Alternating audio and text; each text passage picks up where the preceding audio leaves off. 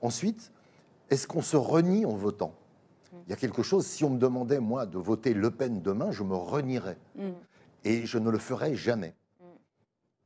Mais si j'étais communiste, socialiste, écologiste, et qu'on me dise, voilà, honnêtement, même avec toute la bonne volonté du monde, vous n'y serez pas.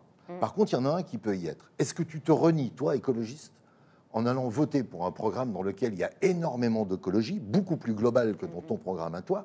Est-ce que tu vas te renier? Est-ce que lundi matin, tu vas te dire, qu'est-ce que j'ai fait? Non. Un communiste, est-ce qu'il va se renier? Non. Est-ce qu'un socialiste va se renier? Non. Donc, ce choix-là, il n'est pas si impliquant que ça. Par contre, ne pas le faire, ça va t'obliger, si Mélenchon n'est pas au second tour, de faire un choix qui va être terrible. C'est soit voter pour quelqu'un qui va te renier complètement, Le Pen, soit te renier complètement, Macron, soit t'abstenir, ce qui est « ah, j'ai pas envie », soit aller voter blanc, ce qui est une possibilité. Mais tu vas t'obliger à te renier dans 15 jours, et pas en te reniant. Bien sûr. On peut même l'étendre, excuse-moi, on peut même l'étendre aux souverainistes, ce que tu dis. Ben, surtout les souverainistes. Parce que tu vois, il y a des souverainistes, des gens qui étaient en déshérence. Moi, je parle en connaissance de cause, parce que j'ai accompagné Séguin à une époque, Maastricht, et puis après. Aujourd'hui, ils sont orphelins, ces gens-là. Fâchés, mais pas fachos, tu vois.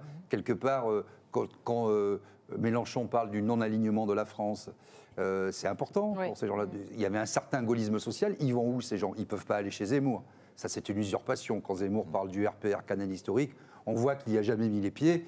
Il n'a jamais mis le pied nulle part. C'était pas nulle part d'ailleurs. C'était pas du tout ça. Bon, ils vont pas aller chez Macron. Ça n'a aucun sens. Ils vont pas aller où ils vont.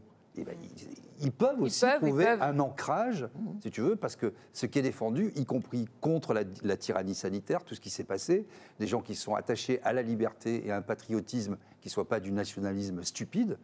Et Macron, c'est pas le bon candidat, mais Mélenchon, souvent, il a parlé de ce patriotisme de la France, quand je parle de remettre à l'honneur le drapeau français qu'on a laissé à l'extrême droite pendant des années. On peut être tout à fait serein, républicain et aimer son pays.